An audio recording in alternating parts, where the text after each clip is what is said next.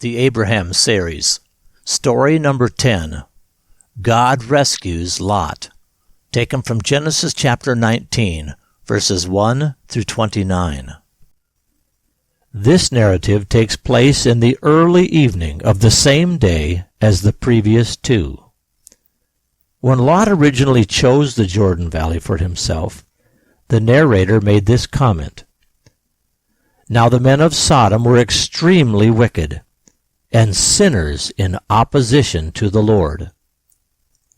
Other comments in the Genesis account show Lot's progressive relationship to his new neighbors. Originally, Lot pitched his tents near Sodom. Later, we find Lot living within the city of Sodom. As this narrative opens, we find Lot sitting in the gate of Sodom. The city gate was the place where city leaders heard disputes, made decisions, and witnessed business transactions. One cannot help but wonder how far Lot had fallen to hold such a position in light of what unfolds before the night ends. After this account, Lot is only mentioned one more time in Genesis. The final scene finds Lot living in a mountain cave with his two daughters. On successive nights, each girl has incestual relations with their father after getting him so drunk on wine he is unaware of what happened. The sons born from this incident become the patriarchs of two nations, the Ammonites and the Moabites. However, the following account takes place first. The two angels came to Sodom in the evening, and Lot was sitting in the gate of Sodom. When Lot saw them, he went out to meet them, and bowed down with his face to the ground, and said, "My lords, please come into your servant's house. Stay the night, and wash your feet. Then you can get up early and continue on your journey." But they said, "No, we'll spend the night in the city square." But Lot insisted, so they did as he asked, and went home with him, and entered his house. And Lot prepared a feast for them, with unleavened bread, and they ate. But before the men could lay down, all the men of Sodom, the young and the old, came from every part of the city and surrounded the house. And they called out to Lot, "Where are those men who came to you tonight? Bring them out to us. We want to have sex with them." So Lot went out and spoke to the men gathered at the entrance and shut the door behind him. I beg you, my brothers, don't act so wickedly. Listen, I have two daughters. Both are virgins. I'll bring them out. You can do anything you want to do with them. But leave these men alone, because they have come under the protection of my house." But the men of Sodom replied, "Get out of our way." And they said, "This man came to live here for a while, and now he wants to be the judge.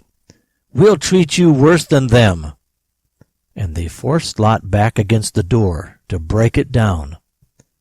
But the angels grabbed Lot and pulled him back into the house and shut the door. Then they struck the men at the entrance of the house with blindness, all of them, from the youngest to the oldest, and they wore themselves out, groping to find the door. Then the angels said to Lot, "Do you have any other family in this city? Sons-in-laws, sons, any other daughters? If you know anyone else in the city, get them out. We are about to destroy this place. The outcry before the Lord against these people is great, so the Lord has sent us here to destroy it." So Lot went out and spoke to his sons-in-law, who were going to marry his daughters. "Get up! Get out of here! The Lord is about to destroy this city." But Lot's son-in-laws thought he was making fun of them. About sunrise the angels urged Lot, "Get out! Take your wife and your 2 daughters that are here, or you are going to be swept away when the city is destroyed." But he continued to wait. So the angels grabbed Lot and his wife and 2 daughters by the hand, and because of the Lord's mercy, helped them escape and brought them outside the city. Then one of the angels said, "Run for your lives. Don't look back or stop anywhere in this valley. Escape to the mountains, or you will be destroyed." But Lot said to them, "Oh, no, my lords. Listen, you have already shown your servant how much you care, and your mercy has certainly saved my life, but I can't run to the mountains. The destruction will overtake me, and I'll be killed. Look, this little city is close. Let me run there. Let that be my escape. It's so small, and you will save my life." So the angel said to Lot, "Okay, go there. As a favor to you, I won't destroy the city you're talking about, but get there as fast as you can, because I can't do anything until you get there." And that's why the city is called Zoar, or small. By the time Lot arrived at Zoar, the sun was already up. Then Jehovah rained down fire and burning sulfur upon Sodom and Gomorrah out of heaven. And the Lord destroyed not only those cities, but the entire valley, the inhabitants of the city, and everything that grew on the surface of the ground.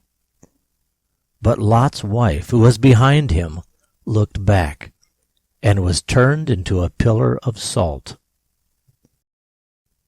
Early that morning Abraham went back to the place where he had stood before the Lord. And he looked down toward Sodom and Gomorrah, the land of the Jordan Valley.